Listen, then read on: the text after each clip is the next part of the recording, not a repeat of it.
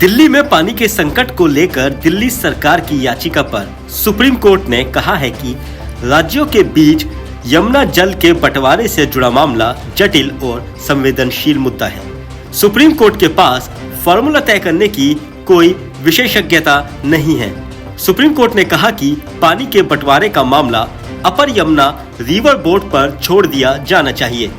Supreme court ने Yamuna board को कल सभी पक्षों के साथ बैठक बुलाने और मामले को जल्द निर्णय लेने का भी निर्देश दिया है। कोर्ट ने कहा कि अपर यमुना रिवर बोर्ड ने पहले ही दिल्ली सरकार से मानवीय आधार पर अतिरिक्त 152 क्यूसेक पानी के लिए आवेदन जमा करने का अनुरोध किया है। ऐसा आवेदन जो पहले नहीं किया गया, उसे कल तक दिल्ली सरकार कर दे।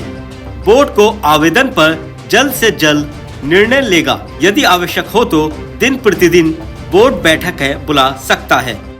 The Honorable Supreme Court of India came down heavily on the Aam Aadmi Party for making false statements in court. First, Haryana is actually releasing adequate water. It is only the Aam Aadmi Party that is not paying attention to the desiccating infrastructure of the Delhi Jal Board.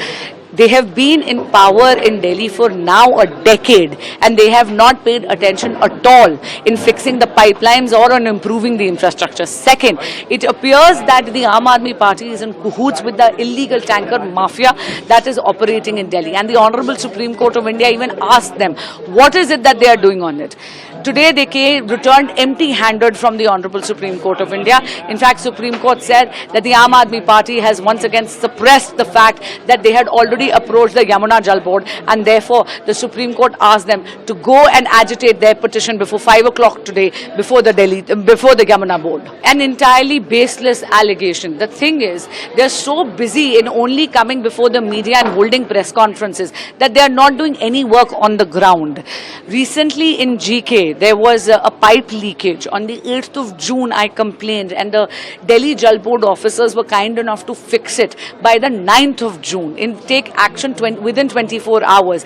It shows that the officers are willing to do. The only thing that is lacking in Delhi is the political will from the Aam Aadmi Party government. And from the statement that I saw in the media by the Honorable Minister Atishi ji, it almost seems as if she was justifying presence of illegal tanker mafia in Delhi today, which was quite appalling.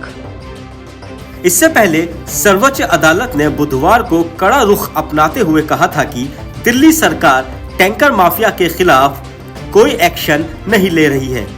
Court ने दिल्ली सरकार को फटकार लगाते हुए हलफनामा दाखिल करने को कहा था। सरकार ने आज गुरुवार को कोर्ट में अपना पक्ष रखते हुए कहा कि वो कोई कार्रवाई नहीं कर सकती। सरकार ने इसकी वजह भी बताई। वहीं हिमाचल प्रदेश ने पिछला बयान वापस लेते हुए कोर्ट से कहा कि उसके पास 136 क्यूसेक अतिरिक्त पानी नहीं है।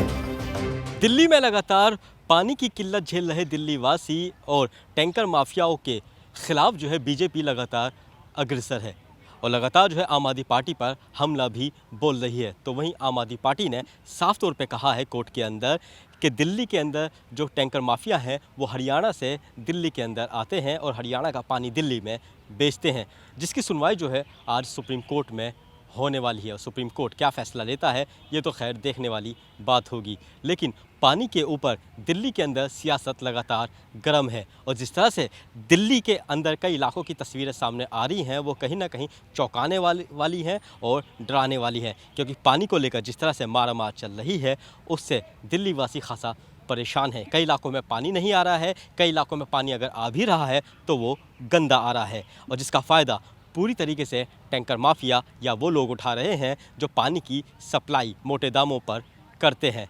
तो जाहिर सी बात है अब पूरा फैसला वो सुप्रीम कोर्ट को सुनाना है। अब देखने वाली बात ये होगी कि सुप्रीम कोर्ट क्या सुमोटो एक्शन लेता है। दिल्ली से कैमरामैन अनिल सिंह के साथ वाजिद अली, नवाज़ टाइम्स।